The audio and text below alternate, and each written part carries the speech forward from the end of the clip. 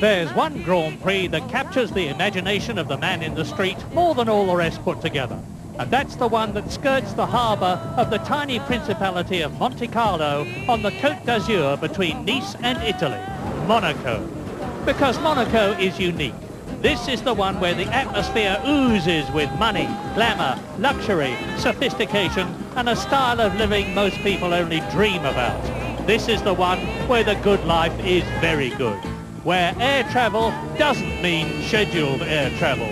Where there are voluptuously desirable motor cars that you may have heard about, but that you've certainly never seen before. The one where glittering boats and yachts are part of the money-laden everyday scene on the blue Mediterranean, benignly overlooked by Monaco's charming old town. And the one where, if you've got the courage and the money, you can lazily float down from the sky to look at the place which is the scene of the most famous motor race in the world. The place where the cars race through the streets, past five-star hotels, nightclubs, and shops stocked with merchandise worth a king's ransom. The one where the girls look as though they've stepped straight out of the pages of a fashion magazine, and where exotic wheels are part of the everyday scene. Nowhere else can you get so close to the race action. Nowhere else can you hear the sound so loud, and nowhere else can you see the colours so bright. The teams may hate Monaco for its congested facilities, and to the drivers, Monaco may be an exhausting, frustrating place where passing is dangerously difficult. But nowhere else has Monaco's charisma, formulated from a mixture of location, climate, ambience and money. And this is what they throng to see. The world's finest drivers in the world's finest cars in a setting like nowhere else.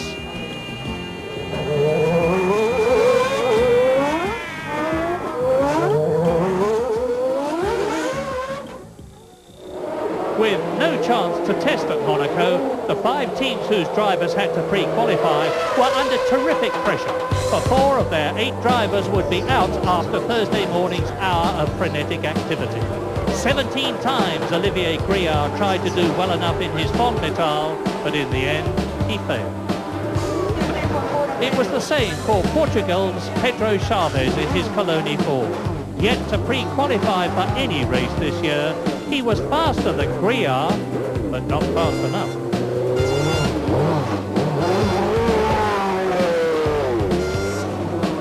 It was just as tough for Mauro Forghieri's Lamborghini team, especially Belgian Eric van der Poel.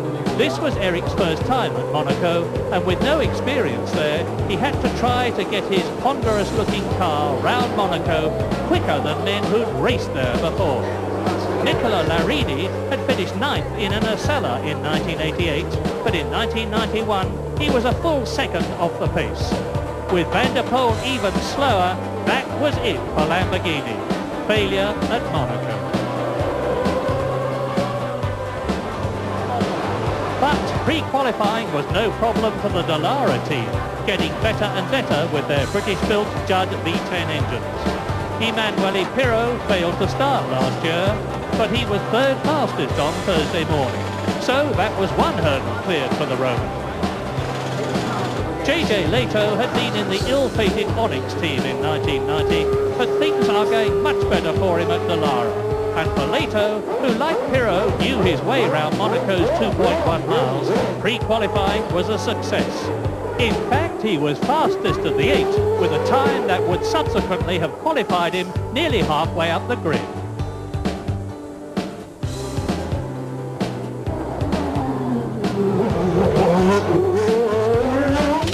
Coloni out, Fond Metal out and Lamborghini out, but Dallara in with both cars, and that left Eddie Jordan's team with new cars, new personnel and no experience at Monaco. But Eddie's put together a superb team, and Gary Anderson's designed a superb car. With Ford HB V8 power, both Andre de Cesaris and Bertrand Gachot got the job done in fine style, 2nd and 4th fastest. And at 9 o'clock, with both cars through the dreaded first hour, a jubilant Eddie Jordan made his feelings very clear. Nothing like winning a Grand Prix. But for the teams that get through, pre-qualifying is only the start. They've got to where all the others begin, and amidst the flood of relief, the thing a team boss has to do is to stop his men from relaxing and wind them up for a renewed effort. That's where Eddie, with his Irish charm, is especially good. And so there's congratulations to Bertrand Gachot, who tried to pre-qualify in 1989 with Onyx and 1990 with Coloni, but who'd failed both times. If Bert could qualify, he'd be driving in his first ever Monaco Grand Prix. And there were Jaguars at Monaco, 16 of the stunning new XJR15s at £500,000 a time. All of them with private owners, including Matt Aitken, to compete in the first event of a 3-race series. Most of them with top racing drivers at the wheel, of whom American Davy Jones was one. What a car! Designed and built by Tom Walkinshaw's PWR organisation, it has Jaguar's fabled V12 450 horsepower engine, and Jaguar's top driver Derek Warwick, with 8 Monaco Grand Prix behind him, was the obvious favourite. But it wasn't an easy car to drive. The beautiful flowing body lines designed by Peter Stevens didn't generate a lot of downforce. But with the winning entrant getting his car free as a prize and the series overall winning driver getting $1 million, there was plenty to go for. Monaco wasn't its usual self for Thursday's 2 Grand Prix practice sessions though.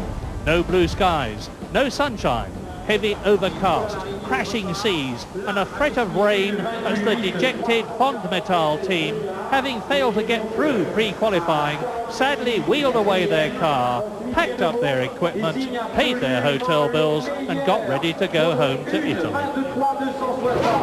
And while they did that, the Williams team were finalising Nigel Mansell's car, weighing it, checking the wing height, making sure it complied with FISA's stringent regulations before pushing it to its patch in the pit lane. You certainly couldn't call it a garage.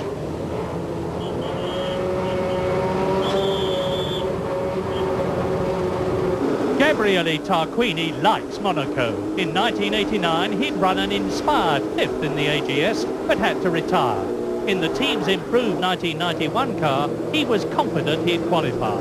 But Fabrizio Barbanza wasn't.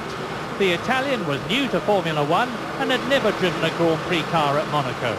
With a second place in a previous Formula 3 race there, he was hopeful, but it was going to be a struggle. And this is the sight that makes the pulses race at Monaco. 30 of the world's top drivers surging out of the pit lane in their 3.5-litre, 700 horsepower projectiles to challenge the daunting circuit, where being a centimetre offline can slam you into the barriers which resolutely line the track. It was no less stirring a sight this year as the McLarens, the Ferraris, the Williams, the Benettons and the rest moved out to start the battle with the certain knowledge that here more than anywhere else, the higher up the grid they started, the better they'd do in the race, provided they could last for nearly 2 grueling hours.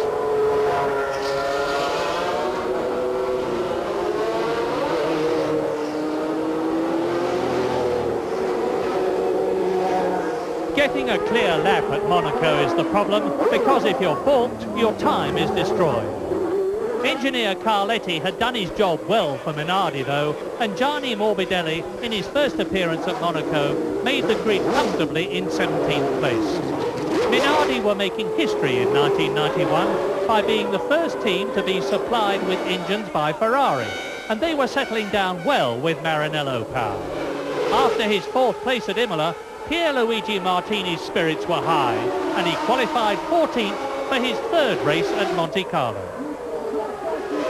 The very efficient, immaculately presented Larousse Lola team had made it to Monaco in spite of fears that money problems would stop them being there, and they felt they could do well. Eric Bernard had been 6th last year, and their nimble Lola chassis with Brian Hart's improved 4 DFR engines suited the twists and turns of Monaco well. Eric qualified 21st without any real problems, but his teammate Aguri Suzuki from Japan had a major one. Aguri spent a long time in the pits consulting with his team engineer Michel Tetu, graphically demonstrating with driver's sign language how the car was reacting as he threaded his way round the track. Then, with minimum downforce, with the suspension settings adjusted, and with a clear road in front of him, he set off for his quick lap. It was quick too, until Casino Square, and this. See what I mean about the barriers at Monaco? There's no room and no time to recover if you lose it. And Aguirre was lucky to get away with fairly superficial damage to the car and none to himself except wounded pride. And here it is again as he exits the left-hander at Massenet. Oversteer there, turn into it, full right lock, but it's gone.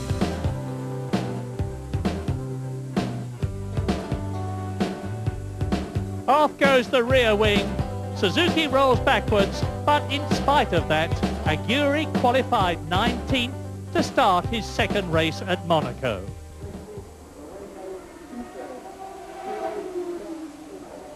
Mark Blundell was another newcomer to Monaco, and he'd got to learn the course and try to qualify in the new Brabham Yamaha. With team manager Herbie Blash supervising things, Mark did a fine job. He's only 24 and he hasn't got all that much experience, but he has got a lot of talent and he used it to good effect. Mark would start 22nd. But sadly and sensationally, his teammate Martin Brundle wouldn't start at all. Martin, fresh from winning for Jaguar in the previous weekend's World Championship sports car race at Monza, knows Monaco like the back of his hand. And on Thursday, he was 19th fastest. But he'd failed to stop for his car to be weighed, and for that he was disqualified. Very rough justice, but Martin took it sportingly and stayed on to help Mark, who was now Brabham's sole representative. So far this season, the tubby Ligier Lamborghini had been a major disappointment, for it had been neither fast enough nor reliable enough. But in spite of that, newcomer Eric Comas had shown that he richly deserved his place in the French team. He emphasised his class by overcoming traffic problems to qualify 23rd. Excellent for his first Grand Prix drive at Monaco. Thierry Boutsen, used to being a top man with Williams, was in at 16th, but far from happy. The car's too difficult to drive, he said. It understeers badly and it refuses to change direction in the swerves. And if there's one thing you need at Monaco, it's a car that handles well. There was clearly a lot still to be done before the Ligier was competitive. But if Monaco was bad news for Ligier, it was a disaster for Footwork Porsche. The reformed and renamed Arrows team, with veteran Michele Alboreto as their top driver, were behind with the development of their new car. Partly thanks to Martin Brundle's exclusion, Michele was going to start the race, albeit 25th on the grid, but he was still far from fit after his testing accident. But could Alex Caffey qualify too to get both Footwork cars in a Grand Prix for the first time this year? He didn't even run in Thursday's session with problems in the new car and unable to use the spare which was set up for Alboreto. So on Saturday afternoon he had to be in the top 26 to race at Monaco. Then this happened. An absolutely monumental crash when Alex got it all wrong in the swimming pool section. Offline and with nowhere to go, the car ripped into the barrier and slid along it, disintegrating around Caffey as it did so.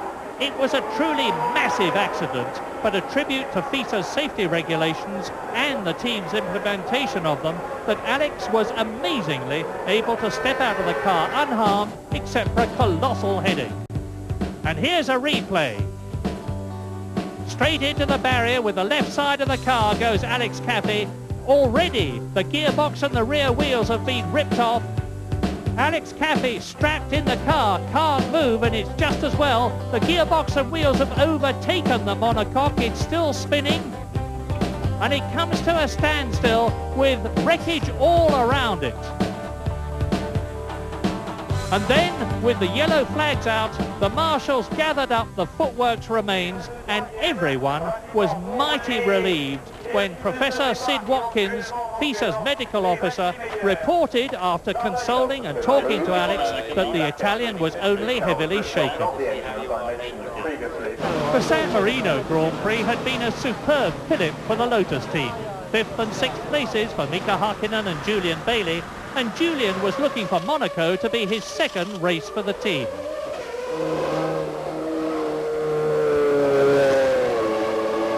After his brilliant drive at Imola, Mika Hakkinen, at 22, the youngest driver in the race, was going to be happy to qualify and get some experience of Monaco. He just did so, 26th and last, but sadly his was to be the only Lotus in the race, for Julian Bailey failed to get on the grid. Maurizio Gugelmin drives for the Leighton House team, and they'd been testing after Imola. Mr. Akagi, the team's Japanese owner, was at Monaco, so a good result was especially desirable. But qualifying was an unpleasant experience for Maurizio, with his car bouncing so much on its suspension that the best he could do was 15th. And with the same problem, Ivan Capelli's grid position was an unhappy 18th. Ferrari's 1991 season wasn't exactly improving either. Alain Prost had won 4 times at Monaco, and Jean Alesi had been a brilliant second in the Tyrrell Ford last year. But Cesare Fiorio's team was in a mess, and when 2 o'clock came on Saturday afternoon, Prost had qualified down at 7th, with Alesi even worse off, starting 9th. And what was ahead of them meant they'd got problems. But Roberto Moreno was happy, and so was Nelson Piquet, his Brazilian mentor and teammate. Benetton hadn't gone testing after Imola, but the team had done an enormous amount of work on the promising new V191, and their efforts had paid off. With the gear change problem solved, Nelson and Roberto got a lot of laps in at Monaco, and their rewards were 4th and 8th on the grid. So what about McLaren? Well, Gerhard Berger, who'd seemed to have got his old joie de vivre back again, was in great form on Thursday, second fastest. But on Saturday, he was one of only 2 people not to go faster in the improved conditions. And the result was for him a lowly 6th place at the start. At Williams, everyone was keeping their fingers crossed. Their new FW14 had shown itself to be as good as the McLaren while it was going. Its semi-automatic gearbox had a mind of its own though, but more testing at Imola seemed really to have nailed the problem. At Monaco, the rejuvenated Riccardo Patrese, in a superb 3rd place on the grid, once again out-qualified Nigel Mansell, who was 5th. At Monaco, the new Tyrrell Honda really came good for Satoru Nakajima, 11th place on the grid. But Stefano Modena was an absolutely sensational second on the front row of the grid for the first time in his career, only half a second off the record-breaking pole time.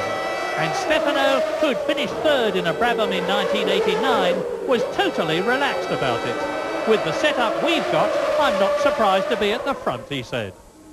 And yes, for the 56th time in his incredible career, and for the 5th time in 7 years at Monaco, Ayrton Senna was in pole position. With 3 wins in the Principality behind him, he was very much the man to beat.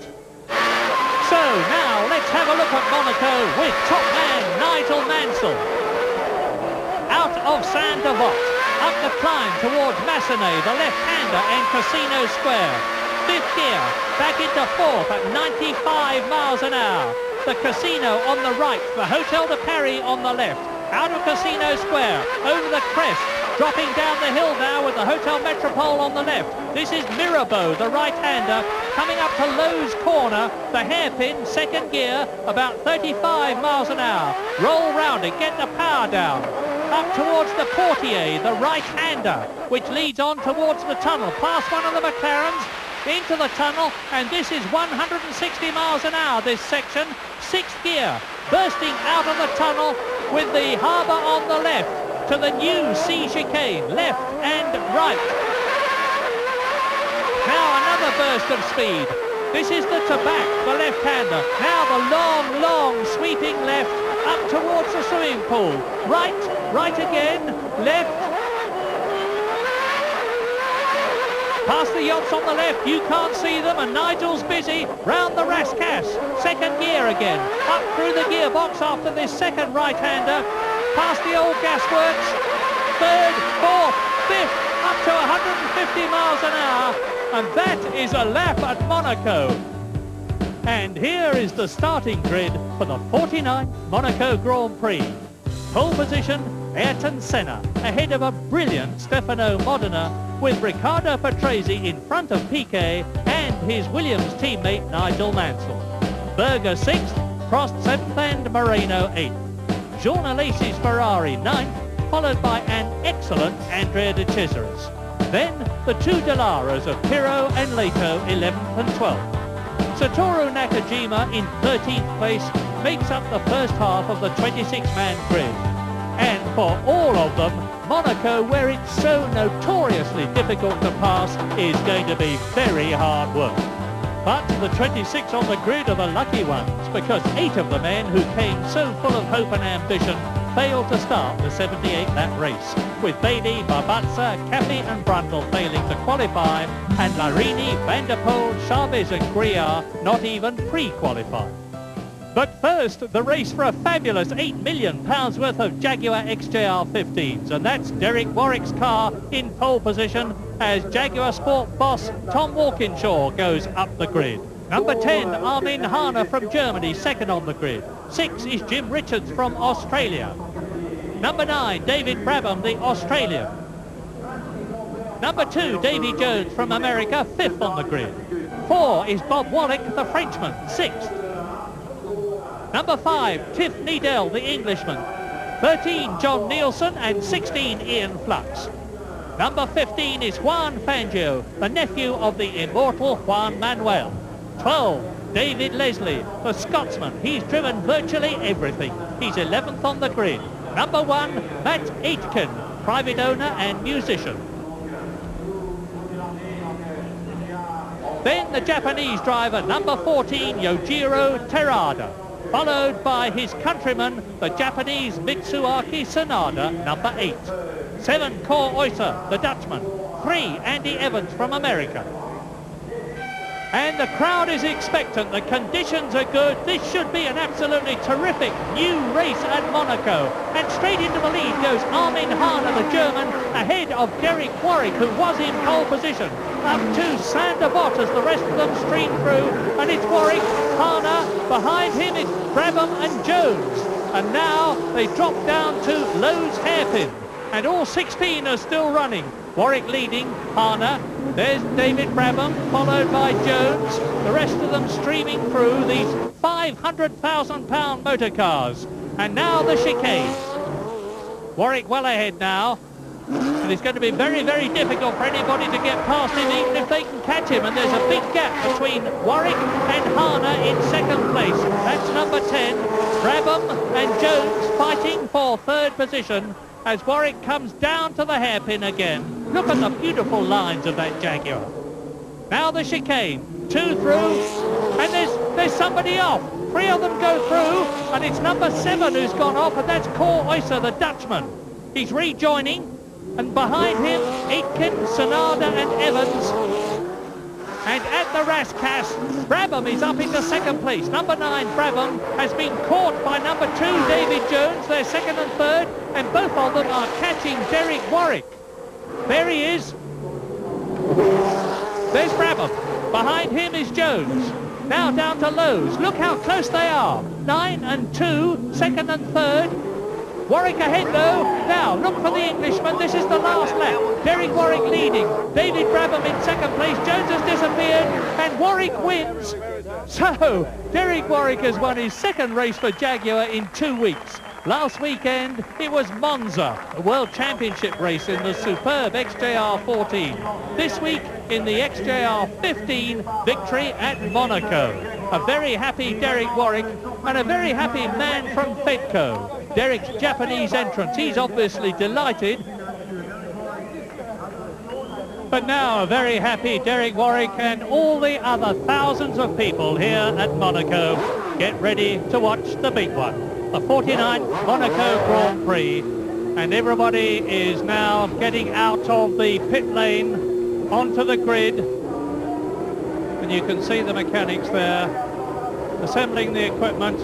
Out goes Satoru Nakajima. That is Nigel Mansell in the Williams Renault. Behind him, Gabriele Tarquini. Ayrton Senna sitting impassively, as is his way, in pole position in the McLaren MP4/6. Stefano Modena never looks very happy, and he's not looking very happy at the moment. He's got every reason to be happy. And Riccardo Patrese imperiously striding about the grid. Nelson Piquet in 4th position on the grid. Nigel Mansell. Big one for Nigel, this. And Gerhard Berger. Not at all happy, Gerhard. Well down on the grid for him. Alain Prost not even in the car. He's only in 7th place on the grid, don't forget, and his teammate Jean Alesi down in 9th position.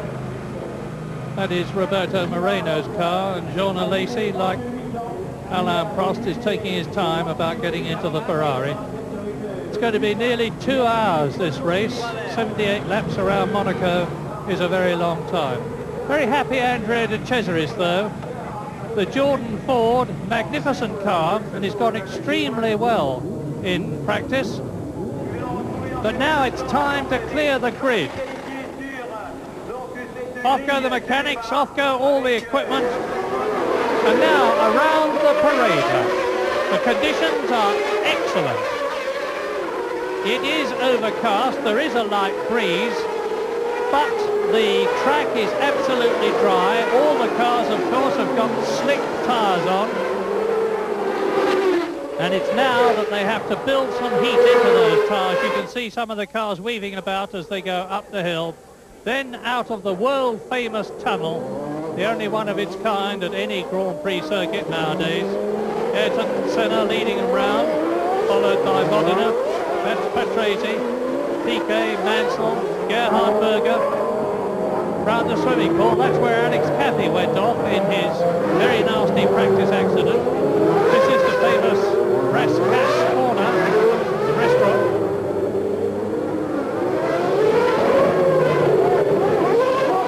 Out of the Rascasse and up onto the grid. And the McLaren there having a bit of a practice start. And so now, on the left, in pole position, Ayrton Senna. On the right is Stefano Modena. Behind Senna is Riccardo Patrese. Behind Modena on the right, you can just see the green front of Nelson Piquet's Benetton. Watch for the lights. There'll be less than 7 seconds between the red and the green, and they're holding them a very long time on the grid. This is much too long. They're in first gear with the clutch depressed, and you can very easily burn out a clutch under these conditions, and still they're holding them. Still the red light hasn't come on. Now it is less than 7 seconds and it'll be go.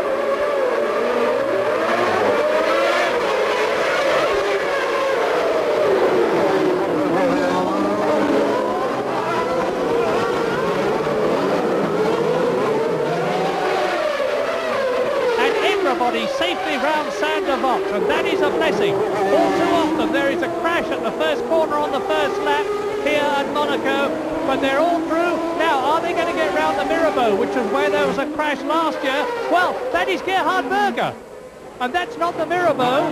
That was Saint-Devant, and off goes Piquet. Nelson Piquet off at Mirabeau. So already two of the fancied men, Gerhard Berger and Nelson Piquet, are out of the Monaco Grand Prix on the first lap.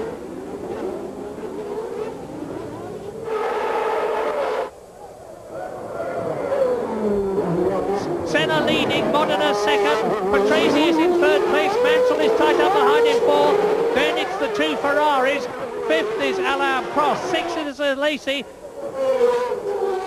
And just look at the way they go into that swimming pool section. And look too at the way Stefano Modena, that's number 4, is hanging on in the white and black Tyrrell to Senna's red and white car. Modena only 28 years old, it's his birthday today. He'd be a very happy man if he could win this race. So through they go, Senna, Modena, Patrese holding that third place ahead of his teammate Nigel Mansell, who of course has moved up a place now that Nelson Piquet is out. And already there is a gap developing between Nigel Mansell, who is in fourth place, and the two Ferraris of Prost and Alesi, fifth and sixth. There they are.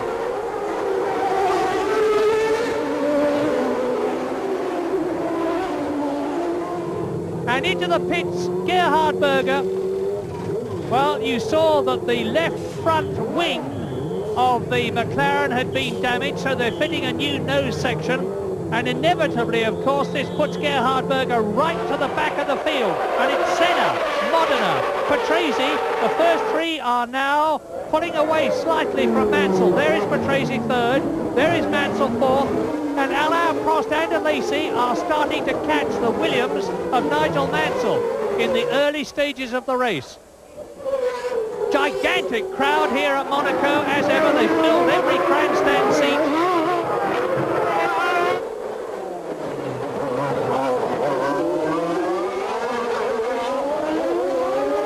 And there is Prost, there is Alesi.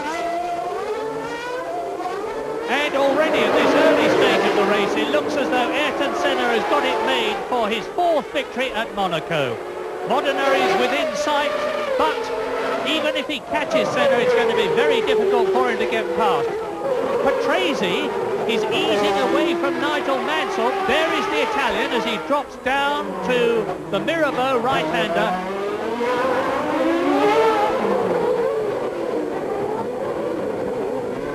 There's Mansell, Prost, Alesi. Roberto Moreno is in seventh place in the Benetton, so he's going well. And this year they've painted the tunnel walls and they've painted the tunnel roof so that the light will help. And Modena is definitely closing on Senna. And Patrese is closing on Modena now. We are with Nigel Mansell. That is Riccardo Patrese's Williams ahead. Going round the to-back, the left-hander, into the swimming pool section. And that is left, right, right again, left.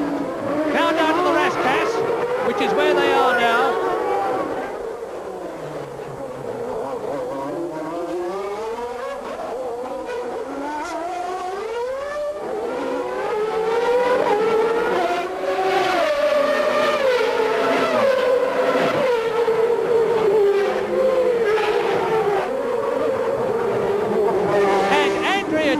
Is now, there he is, the second of these two cars, 8th position, right up with Roberto Moreno, as Senna, Modena, Patrese, Mansell and Prost now right behind the Williams. Alain Prost is starting to charge. The Frenchman who has won at Monaco 4 times. He won in 84, 85, 86 and 88. Now let's see how Modena goes. In particular how Prost is. There he is, number 27, Alain Prost.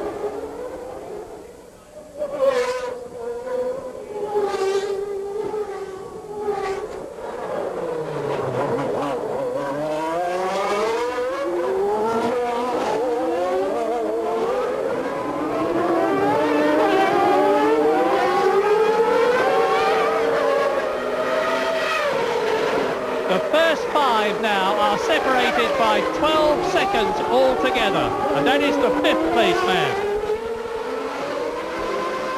Up into Casino Square, Mansell, Patrese ahead. Now, over the crest, almost clips the barrier on the left. Full pelt down to the Mirabeau.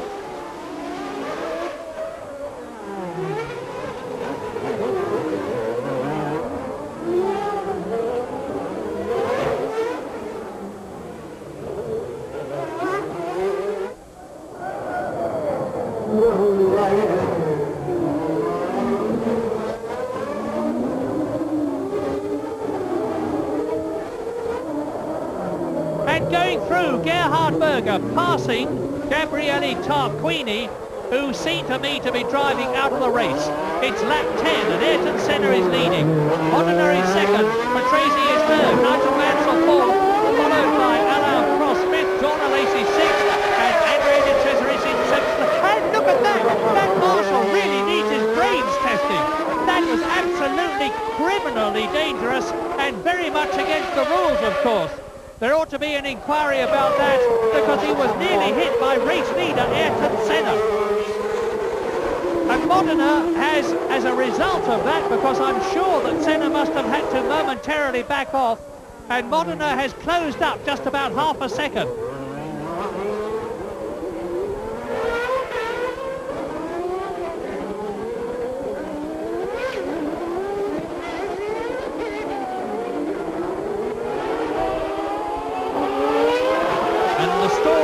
Monaco is to keep up a smooth flowing style, because if you get the rhythm wrong you can be into one of those Armco barriers before you know where you are, and the moment you hit it, of course, your car is history.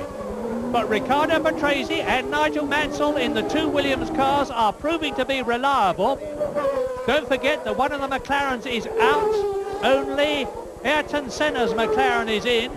It's leading the race, and that'll do nicely for Senna and his team boss, Ron Dennis. And this is Patrese.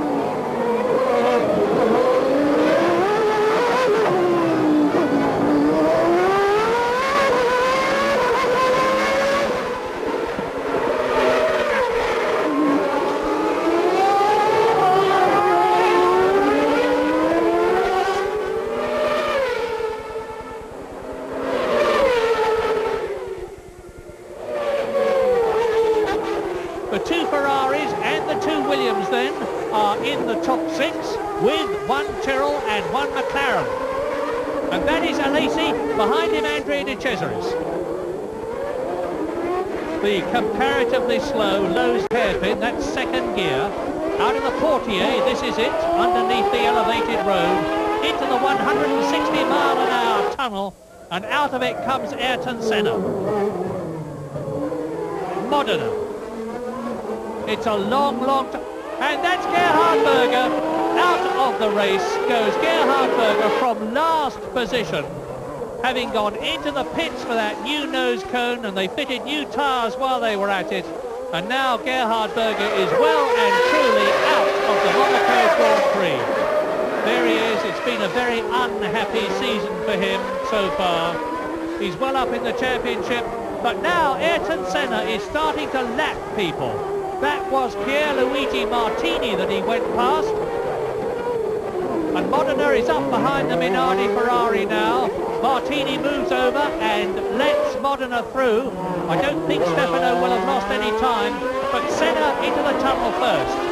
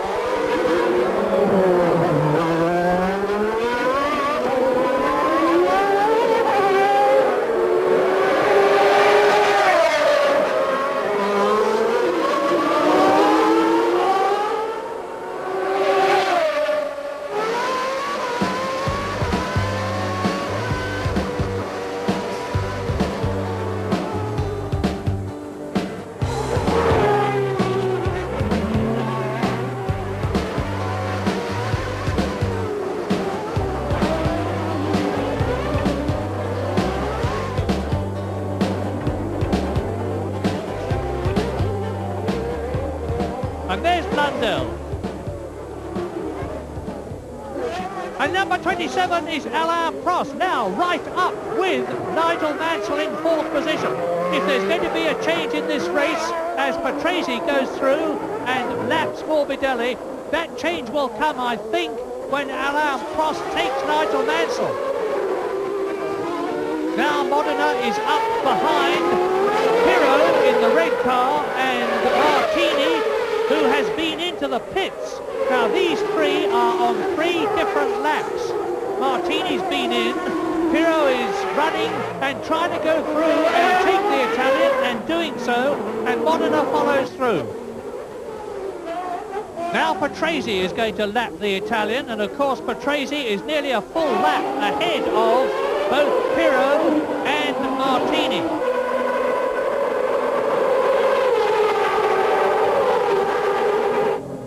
There's Pirro, number 21, the Italian in the Dallara. Patrese has got ahead of Martini now. And if anybody gets balked at Monaco, they can lose an enormous amount of time because it is so very, very difficult to get past people. And Ayrton Senna is famous for his ability to fight his way through traffic.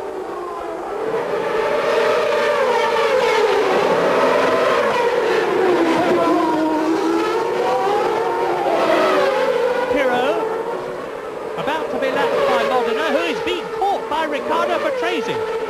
Riccardo Patrese, number 6, the veteran Italian, is closing up all the time on the second place man Stefano Modena, and that is happening because Emanuele Pirro is not letting Modena through. Now he does. Is he going to let Patrese through as well? Now we're with Patrese, who nips past on the right.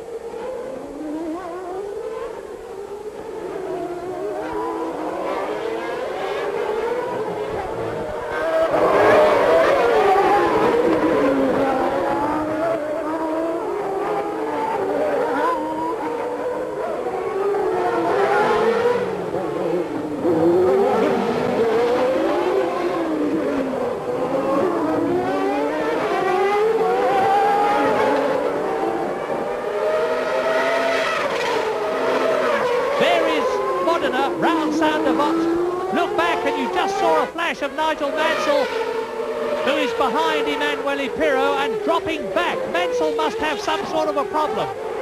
Nigel Mansell has dropped right back in the Williams Renault. Now we're with Patrese. That's Modena in front. And Riccardo inching up on the Tyrrell Ford all the time. 36-year-old Riccardo Patrese in his 212th Grand Prix, racing against 28-year-old birthday boy Stefano Modena. It's his 28th birthday today, and he's in his 46th Grand Prix. And that's it! Look! Something's happened! Something's happened to Modena! He's blown up! Modena has blown up, and Patrese's hit something. I can only guess that Modena's engine has exploded. That is Patrick Head, the Williams designer. I can only guess that Modena's Honda engine exploded and that Riccardo Patrese must have gone into the barrier, either trying to avoid oil and that's Blundell. My goodness, this could be very dangerous indeed. That is Mark Blundell.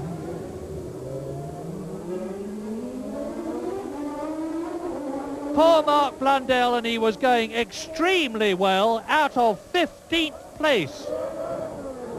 So now we have very much got a change because Alain Prost had got ahead of Nigel Mansell and is now up into second place.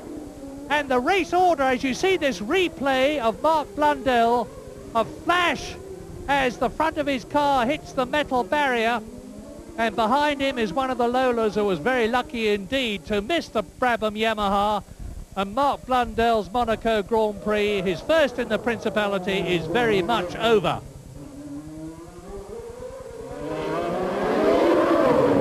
And now Ayrton Senna is up with Roberto Moreno in the Benetton. The Brazilian Moreno and the Brazilian Senna absolutely together, separated by a full lap though, and Moreno is in 5th position.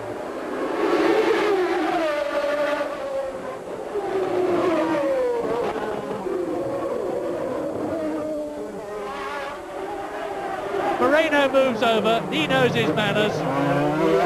At the Mirabeau, Ayrton Senna has lapped Roberto Moreno. I suspect the Benetton's tyres are going off.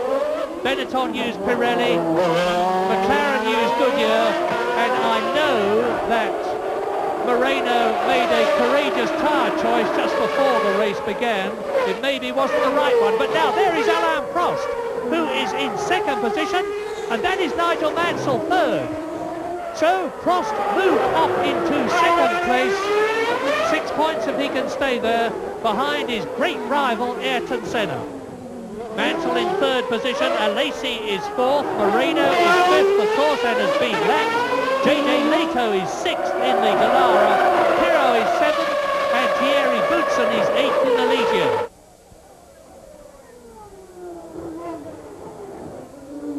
I don't know what the problem was with Nigel Mansell's Williams. He dropped right back. He lost that place to Alain Prost. Mansell went down to fifth place. Prost went up to fourth. And then, of course, Modena and Patrese went out, promoting Prost that you're looking at now to second, Mansell that you're looking at now to third. And Mansell is starting a charge. Whatever Nigel Mansell's problem was seems to have been overcome. He's lapping faster than Alain Prost, lap after lap.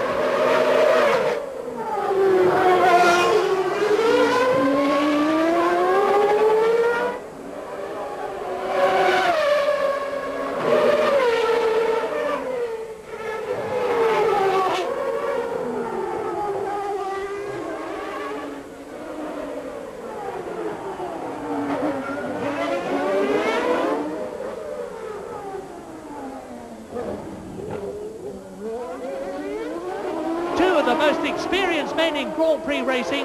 Alain Prost has won more Grand Prix than anybody else, 44 of them. And is this where Mansell's going to take him? Right together through the tunnel. And wow, Mansell goes through. What an absolutely fantastic passing manoeuvre by Nigel Mansell there at the C chicane. There's a replay. And it's lucky for Mansell that the course has been widened. There was pavement there last year. Nigel took full advantage of that widening, dived through on the inside, and I'm wondering if Alain Prost has got some sort of a car problem, because I find it hard to believe that he would have let Nigel Mansell through if he hadn't. Anyway, Nigel Mansell up into second. So the race order now, Ayrton Senna out on his own, comfortably in front. Nigel Mansell charging in second place, pulling away from the Ferrari of Alain Prost. There it is in third position. Alesi is fourth. Moreno in fifth position has been lapped. Leto is sixth. Pirro is seventh. And Thierry Boutsen is in eighth place.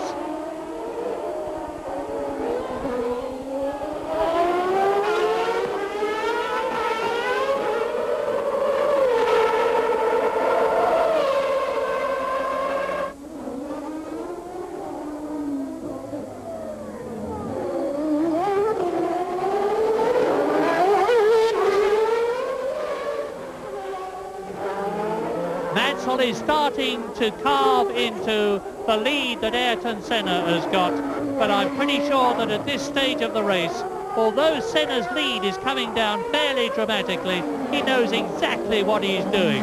He will be getting pit signals from the board as he goes past. He is in constant contact by radio with his pit. They will be calling the times out to him. He will be having a virtually non-stop conversation with them, which he's famous for, and he will know exactly where he is in relation to Nigel Mansell, as Prost in the background drops further and further back.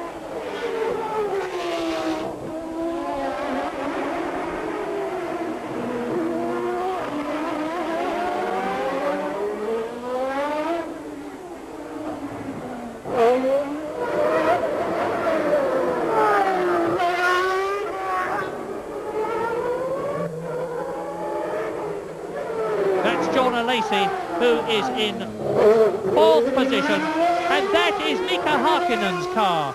Mika Häkkinen, who was going extremely well in the Lotus, having finished in fifth place at San Marino, has obviously had some sort of a fire. You can see all the fire extinguisher smoke there.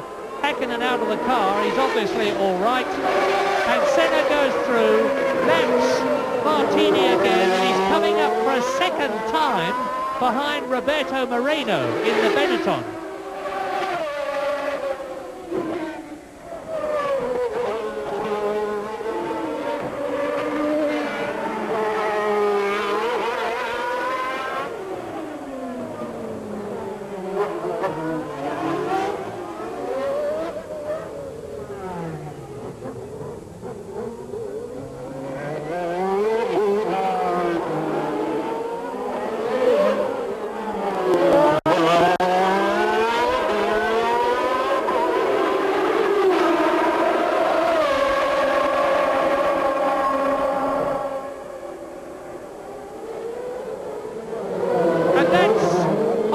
left JJ Leto stumbling round. Leto, who was well up in 6th position, has dropped back. He's been passed by his teammate Emanuele Pirro. And so now it's in race order. Ayrton Senna in the lead. Nigel Mansell in 2nd place.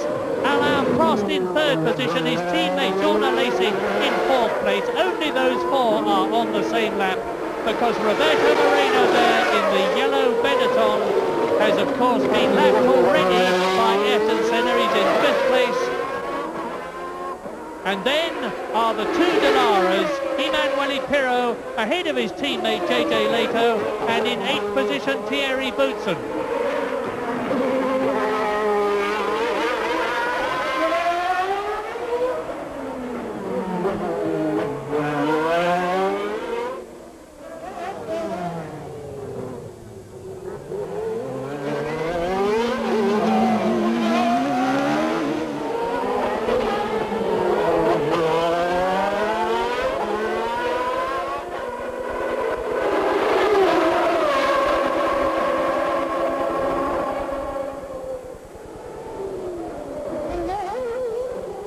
Moreno, down to the tabac.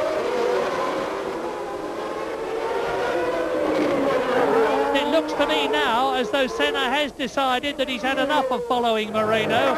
He doesn't want to take a risk of the Benetton going off in front of him, or having it drop oil in front of him, or anything like that, which could affect his chances of winning for the 3rd time in succession at Monaco, and he goes through.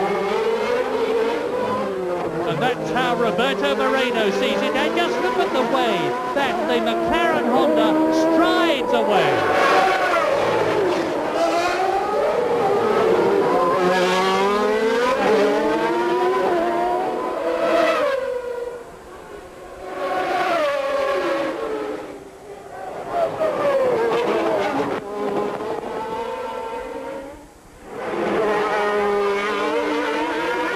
Brazilian flags are waving round the track now. The crowd, of course, have sensed that nothing is going to stop Ayrton Senna now, and it looks to me as though they are absolutely right.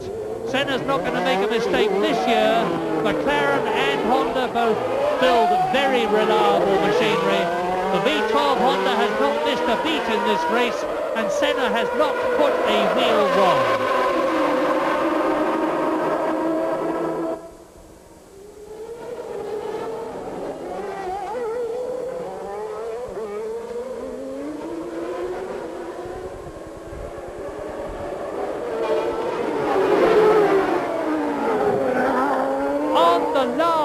In the last stages of the last lap, as he exits the swimming pool, goes down to the Rascasse. When he goes round the Rascasse, Ayrton Senna will be almost within sight of the checkered flag to win his 30th Grand Prix after 56 pole positions. An amazing achievement. And indeed, it is victory for Ayrton Senna at Monaco. In 2nd place, Nigel Mansell. 3rd, the Ferrari of Alesi, and 4th, the Benetton of Moreno. 5th, the 2nd Ferrari, Alain Prost, and 6th, Pirro's Dallara. Thierry Boutsen just out of the points in the Ligier, and Bertrand Gachot finishes at Monaco in the Jordan. But only 12 of the 26 starters were classified, and only 3 of them finished on the same lap. And that means to say that 14 of the starters failed for some reason or another to finish. Ayrton Senna on his rundown lap, waving to the crowd. They're delighted, especially his Brazilian supporters. And that means to say that Ayrton Senna now leads Prost in the championship by 29 points, with Berger 1 behind Prost, and then a tie between Patrese, Mansell and Piquet. And in the Constructors' Championship, McLaren lead Ferrari by an incredible 34 points after only 4 races.